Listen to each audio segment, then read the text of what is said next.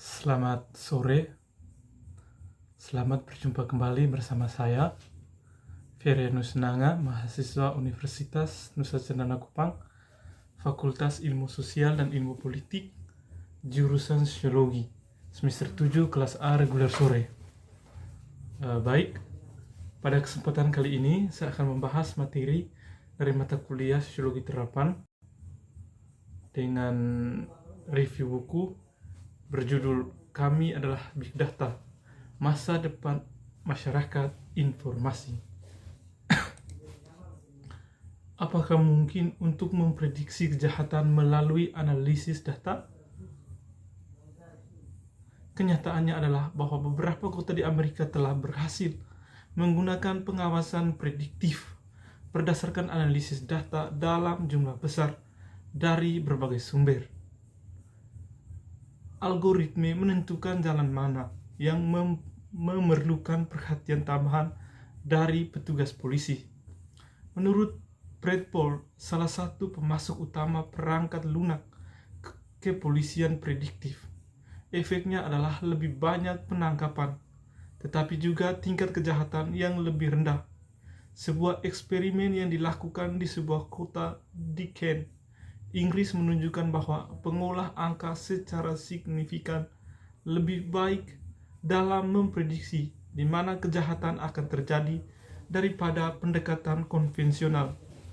Analisis data membuat prediksi yang benar dalam 8,5% kasus, sedangkan prediksi yang dibuat oleh profesional berpengalaman tidak lebih baik dari 5%. Dewan Pembebasan Bersyarat Baltimore menggunakan profil risiko yang menunjukkan tingkat risiko seorang tahanan menjadi pelaku atau korban pembunuhan setelah dibebaskan dari tahanan. Perhitungan risiko ini menjadi dasar untuk memutuskan tingkat pemantauan diperlukan untuk tahanan yang akan dibebaskan. Tentu saja, Big Data bukanlah hal baru. Selama beberapa dekade, lembaga penelitian dan perusahaan telah mengumpulkan data dalam jumlah besar untuk menghasilkan informasi baru. Pedagang bursa menggunakan model yang memanfaatkan aliran data ekstensif dari berbagai sumber untuk deteksi dini, risiko, dan peluang perdagangan. Badan intelijen mencari pola dalam data untuk mencegah potensi serangan penanggung, menggunakan data untuk memperkirakan tingkat risiko pelanggan individu dan seluruh portofolio. Tema pemersatu dalam hal ini adalah sama selama beberapa dekade. Kami mencari korelasi, indikator awal dan hubungan sebab akibat antara fenomena, orang dan peristiwa, dan membuat keputusan berdasarkan hasil. Namun, sejak munculnya internet, banyak hal telah berubah. Penerapan analisis data semakin meluas dan mendalam, serta telah memasuki kehidupan sehari-hari. Hal ini semakin dipercepat melalui munculnya Internet of Things, di mana semua jenis peralatan, besar dan kecil, terhubung satu sama lain dan dengan kita. Pertumbuhan eksponensial kemungkinan teknologi informasi. Gordon Moore, salah satu pendiri Intel, meramalkan pada tahun 1965 bahwa jumlah komponen dalam sirkuit terintegrasi padat akan berlipat ganda setiap 2 tahun karena kemajuan teknologi. Dalam hukum Moore,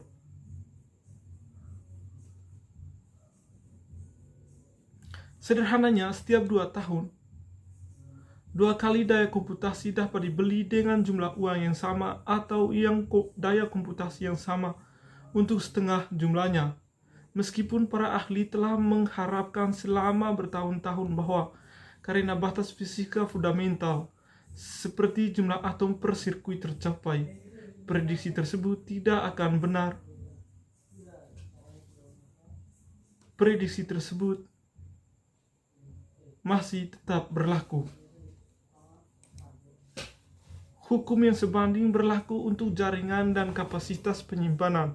Dalam hal ini, menarik untuk dicatat bahwa kapasitas penyimpanan berlipat ganda lebih cepat dalam 12 bulan daripada daya komputasi. Dalam 18 bulan, karena secara umum kami benar-benar menggunakan kapasitas penyimpanan itu. Kesimpulannya adalah semakin sedikit daya komputasi yang tersedia per byte dari data yang disimpan. Dengan kata lain, data menjadi tidak dapat dianalisis secara eksponensial dengan metode tradisional, memaksa pemikiran ulang tentang bagaimana kita mengeksploitasi sejumlah besar data yang kita hasilkan.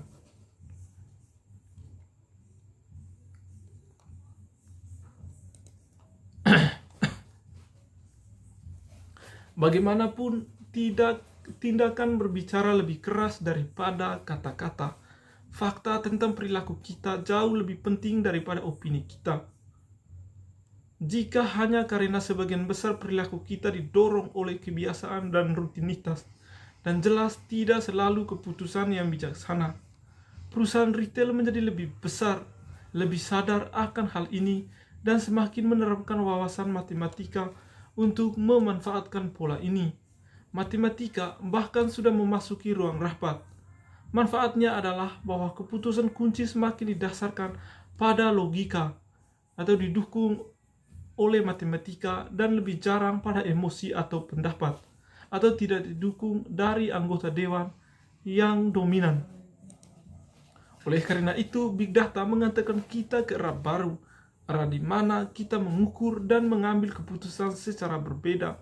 Dalam wawancara dengan The New York Times, Eric Brynjolfsson, seorang peneliti di Massachusetts Institute of Technology yang bergengsi, membandingkan Big Data dengan karya perintis Anthony van Leeuwenhoek.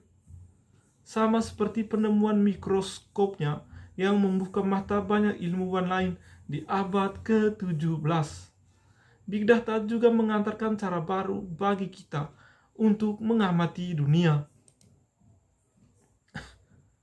Kuantitas lebih dari kualitas. Karena kami semakin mendasarkan keputusan kami pada data, penting bagi kami untuk melakukan ini berdasarkan data yang dapat diandalkan. Baik, anehnya bagaimanapun ini tidak selalu terjadi. Ada pilihan lain. Misalnya dalam banyak kasus adalah mungkin untuk meningkatkan tingkat keandalan dengan menambahkan lebih banyak data yang sepenuhnya sesuai dengan salah satu mantra Google, kuantitas daripada kualitas. Alasan perusahaan sederhana. Semua kesalahan dalam data dapat diselesaikan dengan menambahkan lebih banyak data. Oleh karena itu, organisasi seperti Google umumnya tidak berfokus pada peningkatan kualitas data asli. Mereka bahkan tidak memiliki opsi tersebut, tetapi berfokus pada pengumpulan volume data yang lebih besar yang digabungkan menggunakan algoritma khusus untuk menguji keandalannya. Sumber data baru ditambahkan seringkali tanpa memperhatikan biaya atau usaha, seperti peta semua titik akses Wi-Fi di dunia untuk mendapatkan pelokalan yang lebih akurat.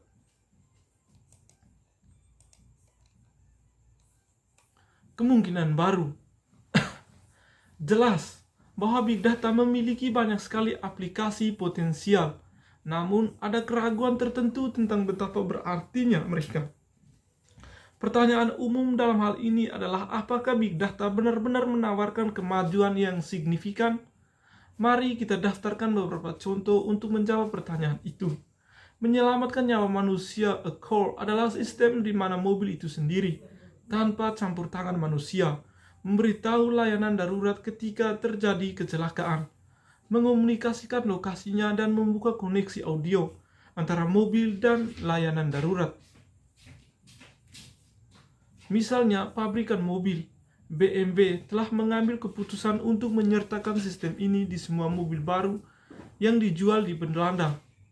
Uni Emirat Arab telah membuat sistem ini wajib untuk semua mobil baru yang dijual mulai 31 Maret 2018. Ia mengklaim bahwa sistem tersebut akan menyelamatkan 2.500 nyawa manusia setiap tahun dengan memanfaatkan periode yang dikenal sebagai jam emas. Setelah kecelakaan lalu lintas di mana dan tindakan yang tepat berarti perbedaan antara hidup dan mati.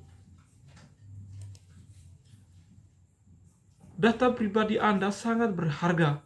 Perusahaan seperti Facebook dan Google menghasilkan uang dari sesuatu yang sebenarnya bukan milik mereka.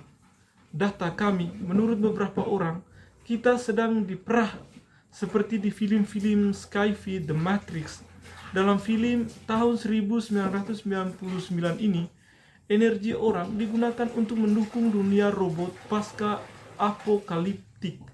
Pemikir lateral Jaron Lanier membuat sketsa skenario serupa, tetapi menyarankan pandangan alternatif.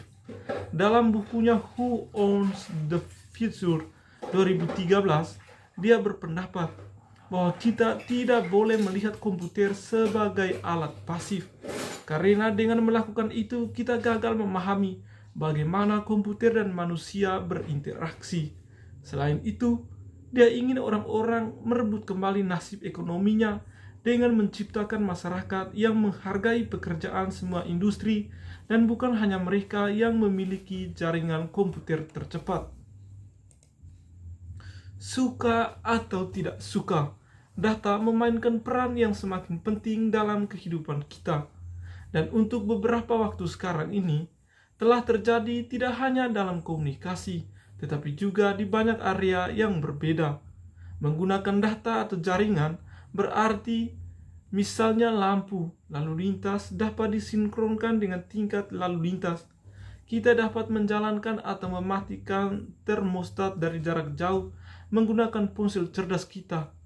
Bahwa mobil kita memperingatkan dealer ketika sensor mereka menunjukkan sesuatu perlu diganti. Dan situs web Amazon bisa memberitahu kami tentang produk yang mungkin kami sukai berdasarkan profil pelanggan kami. Di dunia yang ideal, data adalah sumber kemudahan, kenyamanan, kemewahan, dan efisiensi yang sangat luar biasa.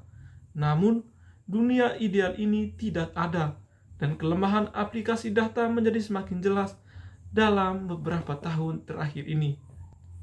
Sekian dan terima kasih atas penjelasan kali ini. Sampai jumpa lagi di video selanjutnya.